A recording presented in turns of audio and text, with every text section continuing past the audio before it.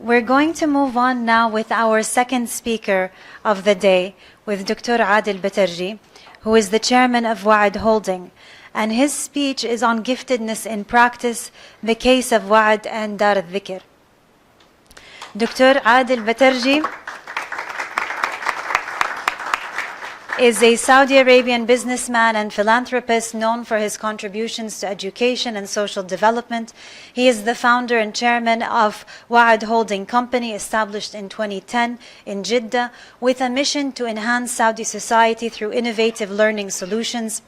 Under his leadership, Waad Holding has developed educational institutions such as Waad Academy, Dar Al Thikr, and Bloom Schools, focusing on holistic education that integrates academic excellence with character development.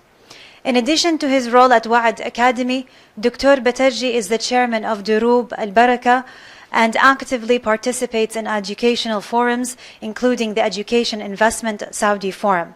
His commitment to educational landscape and innovation continues to impact our community within Saudi Arabia, and it really reflects his wonderful vision of fostering successful societies through creative and impactful learning experiences. We thank him so much for his time, and in fact, tomorrow we're going to visit Waad Academy, and just to give a little bit of anecdote, if I may.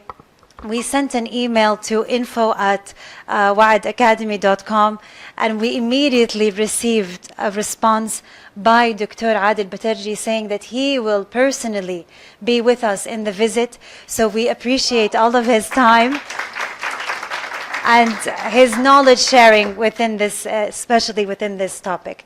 Dr. Adel, please, the floor is yours. Thank you very much, Dr. Leila. Bismillah ar-Rahman ar-Rahim.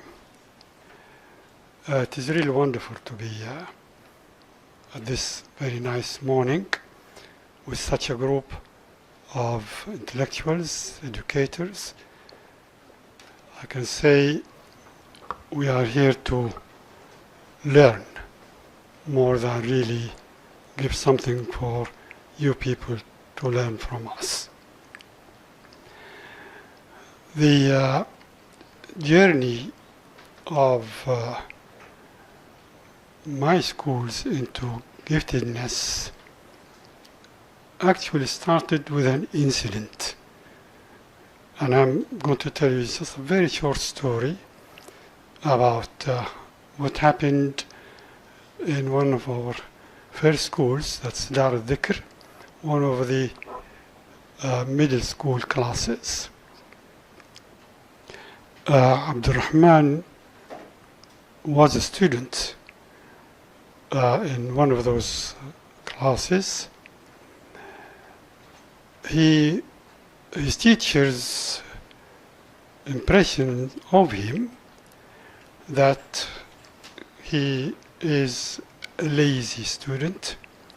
He does not participate in class. He doesn't do his homework, and his grades are very modest. He passes, but they're modest. And he makes a lot of noise in class. Now, at the time, we really didn't know what to do with Abdurrahman. And 2 years later, the disciplinary committee at the school decided not to accept him the following year. Now, reflecting on that, that was a mistake. And the mistake stems from that us, the educators in that school, didn't see the symptoms that were displayed by Abdurrahman, the symptoms of an intelligent, gifted, bored student. The normal, regular classroom pace was very boring to him, and the way to express that is to make the noise, not do homework, and just come to the test really completely detached and uninterested. Moving forward with Dar Al Thikr schools, back in 2019 and 1990, sorry. Looking at the educational model that we wanted to adopt for that school, we were thinking of some basic pillars in terms of education and education framework.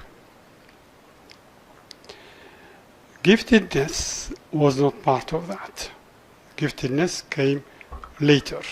But thinking of the development of the pillars, that really was the base, the foundation to build on for our gifted program.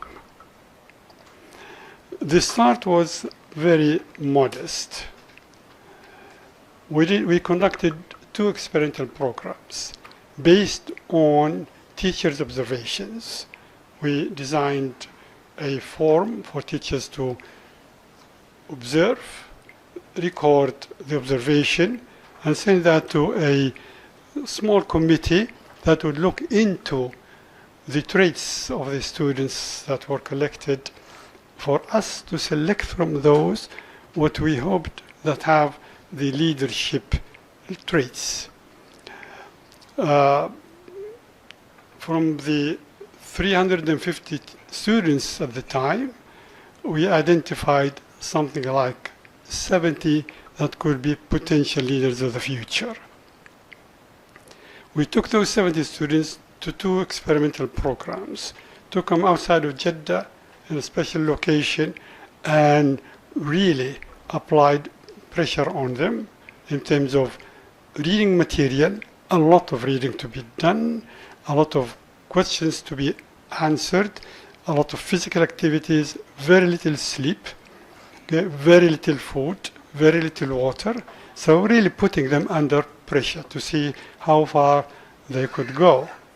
And out of the 70 or so students, we came out with, that's the first program, we sort of identified or selected 15 students. Took those 15 students to the second experimental program. We took them to Taif in the summer and did exactly the same over a 5 days period. And out of those, the material was heavier, the exercises were much more rigorous, and the sleep less, the food less, the water less, and so on. So it's a lot of pressure, but that is intentional. Out of those, we came out with 5 students. Those are the selected few. Those were the nucleus for our experimentation, and I have to say experimentation, with our gifted program. A few months later, and I'm not going to say a few years, a few months later, working with those students, we realized that we're really talking about the wrong concept here. It's not leadership that we are after. It is the ability to learn quickly, the ability to transform that knowledge into a useful product. And that requires 3 basic things. Requires intelligence, requires the ability to be creative, and requires the withstanding of time pressure, the ability to sustain this pressure for a long time and be able to produce. That transformed into our need for a giftedness development model. A lot of research went into that. It took me personally and a number of my associates 2.5 years to come up with this, the total giftedness development model. And as you can see, the 8 components start with a portfolio where we collect everything about the students. And we have we've developed specific batteries for collecting the traits, the learning preferences for the students, their math, science, Arabic language, Quran capabilities, okay, their human traits in very detailed ways, and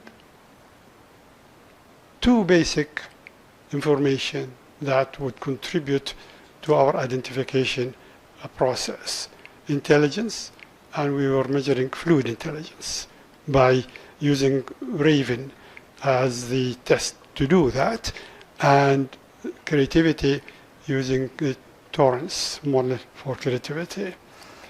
That information goes into the portfolio, and then we have a cutover score, and that score will give us the intellectual ability, the creative capability, and the capacity to commitment. That's based on the Renzulli model, and as you know, the intersection of those two circles, that small area is where giftedness is. That's our selection criteria, our model. When we distribute our student numbers, student classes over the normal distribution curve, the far end, the 2% at the far end, those are the identified gifted, and those are the ones that selected for our program. Now, the model itself enriches the school as a whole, not just gifted alone. So if I go back to the model, the general enrichment program is given to the whole school. So everybody in the school attends general enrichment. Skills development is available to everybody, every student in the school. Activities are available also through clubs after school to everybody who wants to participate. The specialized enrichment and the acceleration, the directed projects, and the mentorship, those are for gifted students. So by making 3 of the programs available to every student in the school, that really lifted the school capability and the students' capability and made a difference in the school. The specialized enrichments were given in mathematics, the sciences, physics, chemistry, biology in high school, general science in elementary and middle school. Directed projects. This is a program that starts very early in secondary school, where we teach students how to do research. And they select a research topic, and they start working on it. We teach them, we make them practice on how to collect information, collect data, how to analyze, how to present. And presentation is done in a scientific way by developing a presentation like the ones we see here. And also, they engage in a program where they are taught how to speak. So they become well presenters in terms of language and body language and so on. Okay, and that is a local chapter of Toastmasters, the worldwide known for speech learning. Acceleration used to be, but is now disconnected or stopped by the Ministry of Education. But we had students that accelerate 3 years of the 12. There were very few, but there were at least 3 in our school, 3 years of the 12. So they graduated in 9 years. Okay, and they are now leaders in our community. The mentorship program, this is the closest to my heart. This is where we collect them into small groups, 10, 15 students at most, and there we teach them life skills, okay? And they learn from the mentor experience. So all I know, all of my experience over the years are available to those in the mentorship program. And this is given once a week, about an hour and a half a week. But the mentor is available all week long. I'm not going to say 24/7, but a lot of times available to his mentees for counseling, for guiding, for mentoring, for things like that. And a lot of personal problems, issues come to the mentor because we know gifted students are challenged in many ways. The least of them is the academic, but psychological and emotional challenges are definitely big time there. So this is where we are. Now the outcomes. Now we've been doing this for a long time, and this is sort of 2023 part 2024 statistics. Okay, the number of students that participated in the assessment were over 12,000 students. From those, 3,163 are joined the program, joined the Total Giftedness Development Program. Prizes and international awards and things like that, ISIF, ITEX, iSweep, TISEF, all of that. Some of our students made first place, some of them fourth place in different subjects. And as you know, in ISIF, they compete against very advanced countries like China and the United States and so on. But we made very good progress, and the kingdom in general made huge progress, and our students were part of that.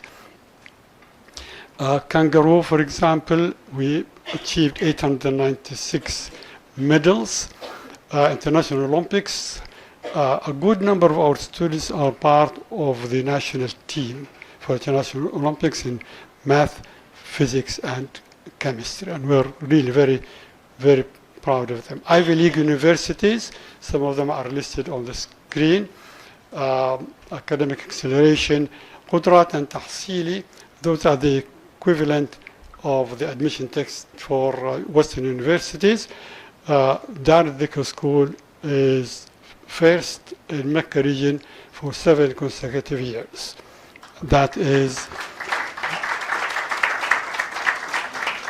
That's basically driven by our gifted students. Academic excellence, we received just a few months ago an award from the Ministry of Education for academic excellence. And this is a very, very tight competition. Again, overall statistics, international and local partnerships, we have 8. Those are some of the pictures that our students participate in. The left, the one on my left, your right, that's a discussion group we hold in the mentorship program. So we encourage students to come out and speak, and we discuss very, very touchy subjects. And a rule of thumb that we have in the mentorship program, that whatever we say in that room stays there. So we don't share it outside. That will make students feel free to express. Some time ago, we before women driving in Saudi Arabia became natural and normal, we even discussed that back maybe 12, 15 years ago with students, high school students, things like that. So it's encouraging students to come out and speak and discuss topics that are part of their culture and society. Those are some curves that show our progress over the years. We have, the dip in some of those curves is the Corona years, so that is that normal. But as you can see, we started modest, we grew up, and we are, some years we find some challenges, but mostly our curve is steep and going up all most of the time. Those are the kangaroo, the competitions, the annual tests, and just to show that we are progressing. We're not only developing minds, we're also developing bodies. We're part of our program. From grade 1, every student in our schools learns how to swim. That's from grade 1. So we take that out of our mind. There is no risk of a child getting drowned for something, for a stupid mistake. We teach them how to defend themselves. So Taekwondo is one part of our student program. We used to teach them back horse riding. We don't anymore, but at the time, some of our students made local and regional competitions.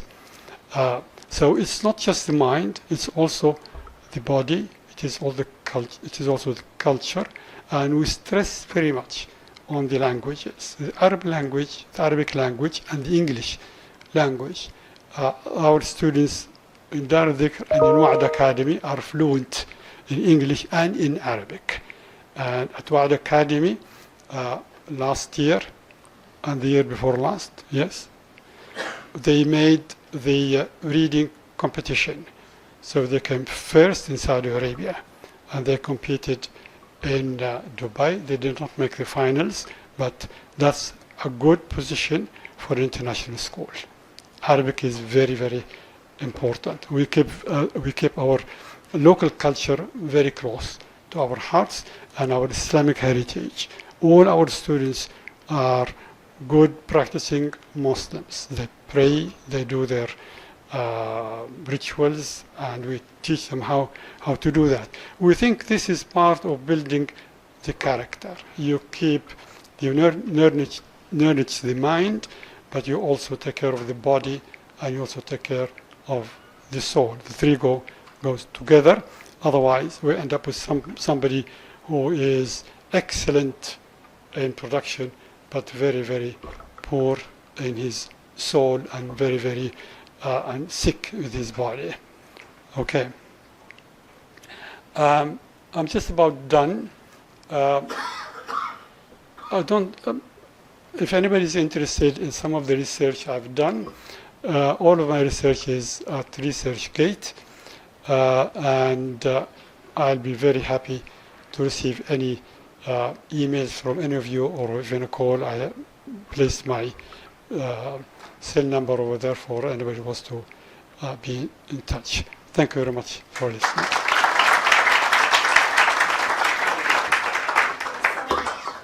This really insightful talk.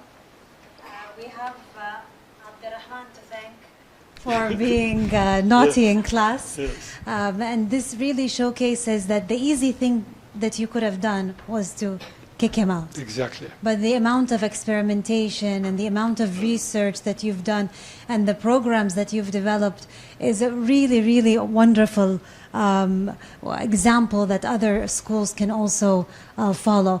I thank you so much for the wonderful framework that you've developed, that it's not only about intelligence, it's about creativity and also the perseverance to commit. This is wonderful too, to think about these three elements. And we'll take one question also for Dr. Adel. Thank you so much. Any question? Yes. Thank you. Thank you very much for your insightful presentation. I think you've done wonderful in your school and you as an educational leader. But as you know, education can't be done by just one person. So I'm sure that you have outstanding teachers in your school. Is there any special teacher training program or some process that you select your teachers? Yeah.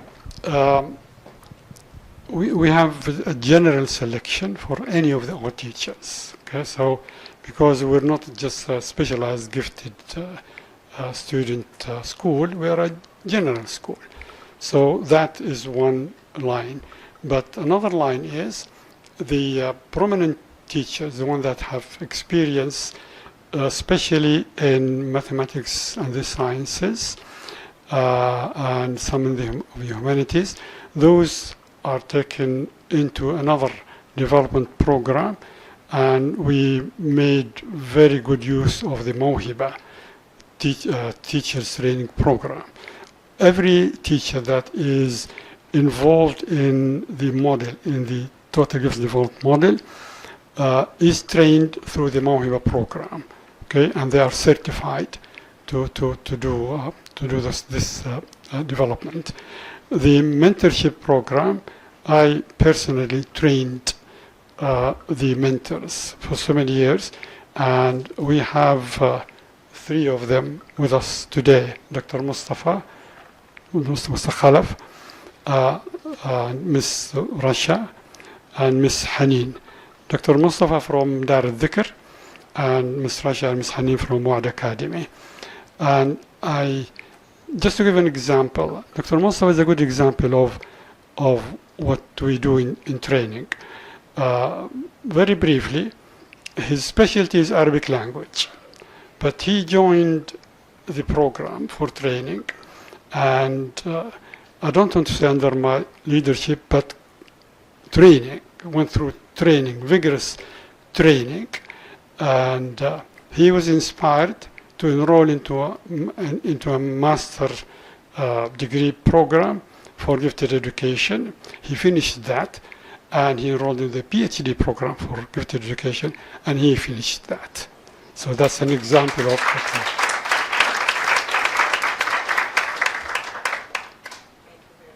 Okay.